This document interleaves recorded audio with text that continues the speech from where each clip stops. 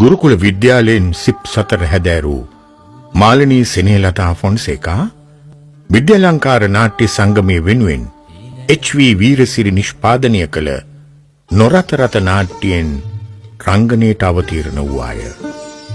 1964 දී එස් කරුණාරත්න නිෂ්පාදනය කළ ගුත්තිල නාට්‍යයේ මාලනී නිරූපණය කළේ දිව්‍යාංගනාවකගේ භූමිකාවකි. මේ දිව්‍යාංගනාව 1965 දී අකල්වැස්ස නාට්‍යයේ චරිතයක් නිරූපණය කිරීමෙන් ඒ වසරේ රාජ්‍ය නාට්‍ය උළෙලේ හොඳම නිළිය ලෙස සම්මානයට පාත්‍ර වීම විශේෂත්වයකි. වේදිකාවේ රංග අභියෝගයන් අතික්‍රමණය කරමින් මෙම කෝඩුකාර නිළිය සිනමාවට පිවිසෙන්නේම රංගවේදිය පිළිබඳ යම් පරිචයක් ඇතිවය. ඇය වටා සිටි පරිණත බහුශ්‍රත නාට්‍යකරුවන්ගෙන් ඔවුන්ගේ සංවාද විසංවාද වලින් සහ මනුෂ්‍යත්වයේ ගැඹුරුම දාර්ශනික මතිමතාන්තර වලින් ඒ වන විටත් මාලනී පන්නරයක් ලබා සිටියාය.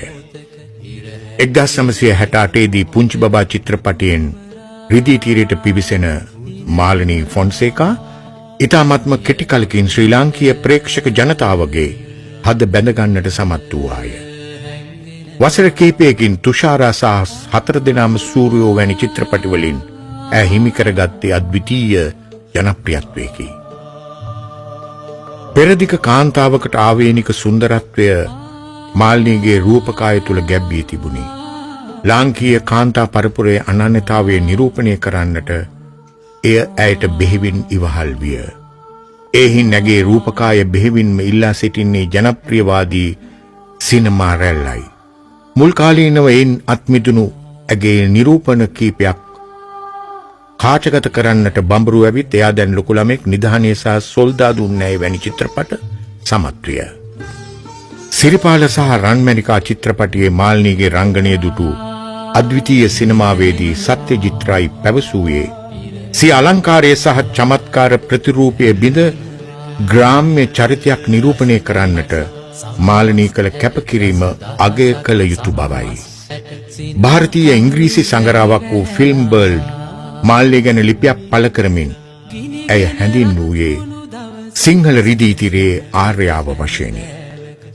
මාලනී රංගනීය සහ භාවිතාව පිළිබඳව සොයා බැලීමේදී ඇතුළු ස්වයං හැදෑරීමේ ගුණය අවධානයට පාත්‍ර විය යුතුය.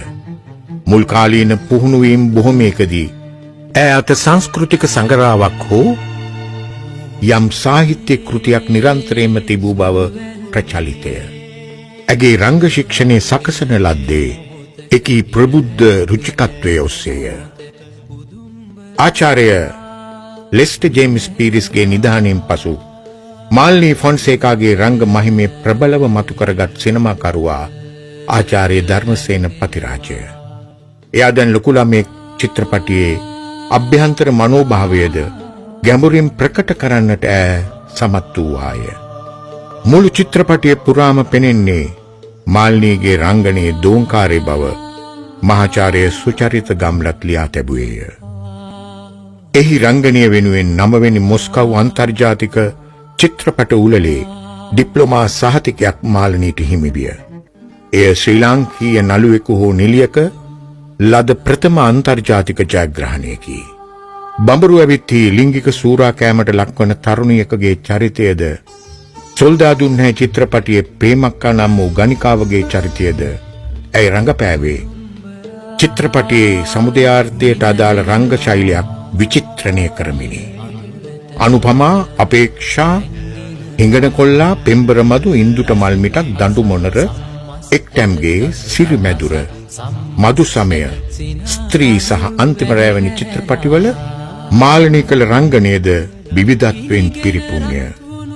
ඇය සම්භාව්‍ය සිනමාවේ දක්ෂතම චරිතාංග නිළිය බවට පත්වන්නේ ඉතාම කෙටි කලකිනි. මාලනී පුරාවෘත්තියක් වන්නේ ප්‍රතිභාව සහ ස්වයං හැදෑරීම ඔස්සේ ගොඩනගාගත් රංග රීතියකිනි.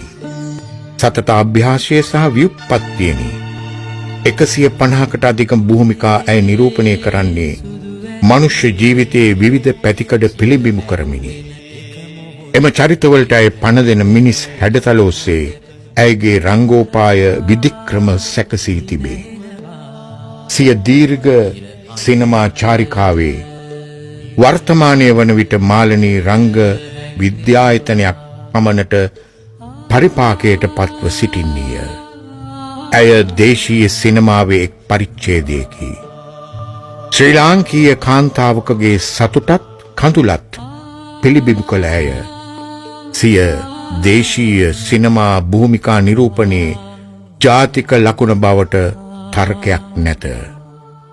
39 වෙනි අන්තර්ජාතික ඉන්දීය චිත්‍රපට උළෙලේදී රජත මයුර සම්මානය හිමි කරගත් ආකාශ කුසුම් චිත්‍රපටයේ සන්ධ්‍යා රාණි භූමිකා රංගනය මාල්නී පරිපාකයටපත් සිනමා ගමනේ තවත් එක් සන්ධිස්ථානයක් විය. නව තාක්ෂණයේ යටතේ චිත්‍රපටය මේ මොහොතේ වෙනත් සිනමා ශාලාවක තිරගත වෙමින් පැවතීමද දෛවෝපගත සිද්ධියකි. මාලනී සිංහල සිනමාවේ නිලි රැජිනය. ඇය පොදුජන මනසේ ජනප්‍රවාදයකි. විද්වත් ඇගීම තුළ පුරාවෘතියකි.